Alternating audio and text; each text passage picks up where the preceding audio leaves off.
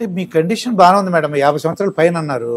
నిజంగానే 40 సంవత్సరాలకి 50 సంవత్సరాల మధ్యలో ఏ యాక్సిడెంటో లేకపోతే క్యాన్సర్ వచ్చి చనిపోయే స్పౌజులు ఉంటారు, భారీగానే పడతారు. మ్యాట్రిమోనీస్ ఉన్నాయంట. మీలాంటి వాళ్ళు పరిచయ వేదిలాగా వాళ్ళు కూడా పెడితే అండి 40-50 అని పెడితే వాడు పెట్టడానికి సిద్ధంగానే ఉన్నారు, కానీ 10,000 డబ్బులు కట్టాలి కదా. మ్యాట్రిమోనియల్ ఊరికి 1000 రూపాయలు చేయరు కదండి, 10,000 కట్టుకుంటే చేస్తారు. వాళ్ళు కూడా వాళ్ళ దగ్గర కూడా 3 మంది మగవాళ్ళు చేస్తారు, ఆడవాళ్ళు తక్కువ. వాళ్ళ దగ్గర వాళ్ళు అప్పుడప్పుడు వస్తూ ఉంటారు మన దగ్గరికి, నెంబర్లు వేసుకుని వెళ్తూ ఉంటారు. వాళ్ళకి ఇంటికి వెళ్ళి ఫోన్ చేస్తారు, మా దగ్గర చాలా సంబంధాలు ఉన్నాయి. అక్కడ మోసపోయి మళ్ళీ ఇక్కడికి వచ్చిన వాళ్ళు చెప్తూ ఉంటారు, డబ్బులు కట్టమన్నారండి, కట్టామండి, కట్టింది దాకా ఉండి 20 ఏళ్ళ వాళ్ళని 30 ఏళ్ళ వాళ్ళని చూపిస్తున్నారు, వాళ్ళు 50 దాటిన వాళ్ళని చూపించట్లేదు. 60 ఏళ్ళ వాడిని 20 ఏళ్ళ దాన్ని చేసుకుని ఏం చేసుకుంటానండి. వాళ్ళ దగ్గర యంగ్స్టర్స్ ఉన్నారు. కానీ ఇంకొకటి ఏంటంటే, ఆడవాళ్ళు నా దగ్గరికి రావడానికి ప్రధానమైన అంశం ఏంటంటే, ఒక నమ్మకంతో వస్తున్నారు, ఈవిడ కూడా ఆడదే, సాటి ఆడదానికి ద్రోహం చేయదు అని. తర్వాత మ్యాట్రిమోనియల్స్ లో వాళ్ళందరూ కంప్యూటర్లలో పెడతారు, ఫోటోలు పంపిస్తారు. నేను ఎవరికి ఫోటోలు పంపించాను, వాళ్ళు ఫోటో నా ఆఫీస్ పర్పస్గా ఇస్తారు, అది నా దగ్గరే ఉంటుంది తప్ప నేను ఫోటోలు పెట్టను. ఎందుకంటే ఇప్పుడు ఒకడు పెట్టాడు అనుకోండి, వాడు 30 ఏళ్ల వయసులో పెడతాడు ఉంగరాల చుట్టుతో, వాడికి ఇప్పుడు 60 ఏళ్ళకి బట్టతలు వచ్చి ఉంటుంది. ఇవాళ నీ రూపం ముఖ్యం, కానీ పాత ఫోటో చూసి పెళ్లి చేసుకునే వయసు కాదు ఇది. నువ్వు డైరెక్ట్ మనిషిని చూసుకో, నచ్చితే చేసుకో, అంతే. ఆడవాళ్ళు కూడా అంతే, 30-40లో చాలా అందంగా ఉంటారు, 60 ఏళ్ళు దాటేపటికి వాళ్ళ ఫేస్ లో చాలా మార్పులు వచ్చేస్తాయి. ఆ ఫోటో చూసి ఇష్టపడితే నువ్వు ఇవాళ మనిషిని చూస్తే అది సంబంధమే ఉండదు. అంచేత డైరెక్ట్ మనిషిని చూసుకోండి, పరిచయం మాత్రమే ఇక్కడ నా బాధ్యత. పరిచయం చేసుకోండి, తర్వాత మీరు మాట్లాడుకోండి, మీకు ఇష్టమైతే పెళ్లి చేసుకోండి, లేకపోతే లేదు, అది నాకు సంబంధం. ఇప్పుడు మీ భావాలు ఉన్నటువంటి మా ఫ్రెండ్ ఒకటి విశాఖపట్నంలో ఉన్నాడండి, అతను స్టీల్ ప్లాంట్ లో మేనేజర్ చేసి రిటైర్డ్ అయ్యాడు. నేను కూడా పెట్టచ్చు అని నన్ను అడిగాడు. పెట్టచ్చు, ఎన్జిఓగా రిజిస్టర్ చేసుకుని పెట్టచ్చు.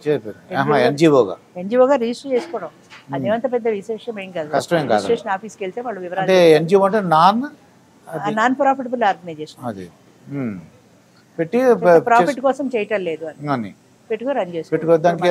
సొసైటీ ఏదో ఉంటుంది అంతే. ఆ సొసైటీ రూల్స్ ప్రకారం రిజిస్టర్ చేసుకుంటారు, ఎవరైనా పెట్టుకోవచ్చు. నేను కూడా అదే చూస్తున్నాను కూడా, ఎవరైనా కాస్త నా బరువు దింపేవాళ్ళు ఎవరైనా ఉంటే బాగున్నాను. మీకు అంటే కోపం వచ్చిన సందర్భం విన్నారు, అలాగే బాగా సంతోషం కలిగిన సంఘటనలు ఉన్నాయి మేడం? ఎందుకంటే ఒక్కొక్క జంట సెటిల్ అయినప్పుడు మాకు సంతోషమేయడమే కాదు, వాళ్ళ ఆ సెటిల్ అయిన జంట గురించి ఒక్కొక్క కథగా కూడా చెప్పచ్చు.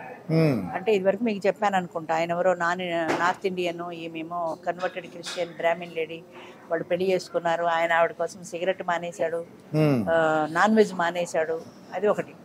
అలాగే రాజేశ్వరి కోటేశ్వరరావు ఉన్నారు విజయవాడలో, వాళ్ళకు కూడా మా దాంట్లోనే పెళ్ళయింది. ఆయనకి 72 ఏళ్ళు, ఆమెకి 62.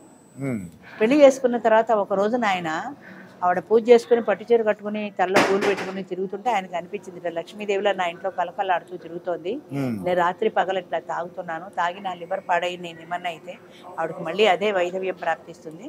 ఆవిడ అలా కలకలాడుతూ ఎప్పుడు ఉండాలంటే నా ఆరోగ్యం బాగుండాలి, నా ఆరోగ్యం బాగుండాలంటే నేను తాగుడు మానేయాలనుకున్నాడు. ఆ క్షణం నుంచి ఆయన మందు ముట్టలేదు. అది సాధ్యం కాదు ఎవరికి, ఒక్కసారిగా మందు మానేయటం అనేది సాధ్యం కాదు. అలాగా ఆయన మందు కూడా మానేశాడు. అలాగే 65 ఏళ్ళు దాటిన ఆయన హెచ్ఎంటి కాలనీలో ఉంటారు, ఆవిడ బెంగళూరు. ఇక్కడికి వచ్చారు, పరిచయ వేదికకి వచ్చారు. ఆయన మధ్యాహ్నం భోజనం చేసి వెళ్ళిపోయాడు. ఆవిడ పరిచయం చేసుకునే టైంకి ఆయన లేడు. సరే, ఆవిడ సాయంత్రం దాకా చూసింది, ఎవరు కుదరలేదు. వెళ్ళిపోతూ చిన్నయ్య గారితో అంది, నాకెవరు కుదరలేదండి, ఎంతో ఆశపడి దూరం నుంచి వచ్చాను అని చెప్తే, ఈయన పాపం జాలిపడి ఆయన ఎడుతూ ఆయన ఫోన్ నెంబర్ ఇచ్చాడు. ఆ ఫోన్ నెంబర్ ఆవిడకి ఇచ్చాడు, 2 నెంబర్లు ఇచ్చాడు. ఈ ఇద్దరితో మాట్లాడుకోండి, మీకు ఎవరైనా కుదిరితే చేసుకోండి అని. ఆవిడ ఇంటికి వెళ్ళి చూస్తే ఒక ఆయన పోలీస్ ఆఫీసర్, పోలీసులతో మనకి ఎందుకులే అనుకుంది. రెండో ఆయన ఈయన. సరే, రెండో ఆయనతో మాట్లాడదాం అనుకుని ఆవిడ రెండో ఆయనకి ఫోన్ చేసింది.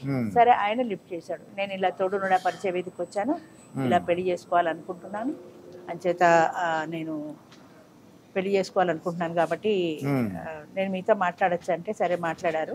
ఇద్దరు కొద్ది రోజులు ఫోన్లో మాట్లాడుకున్నారు.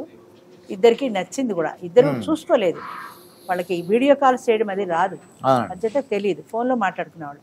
ఆయన ప్రతిరోజు వాట్సాప్లో గుడ్ మార్నింగ్ పెట్టేవాడు.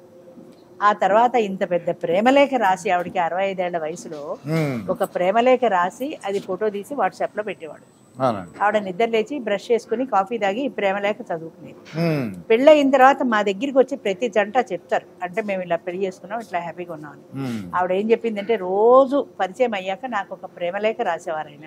ప్రతిరోజు, ఒకరోజు కాదు ప్రతిరోజు. ఉమ్, ఆయన ఎంత బాగా రాస్తారంటే ప్రేమలేఖలు, ఉమ్, పిహెచ్డి చేయొచ్చు ఆయన, అంత బాగా రాస్తారు ప్రేమలేఖలు అని చెప్పింది ఆవిడ. ఉమ్.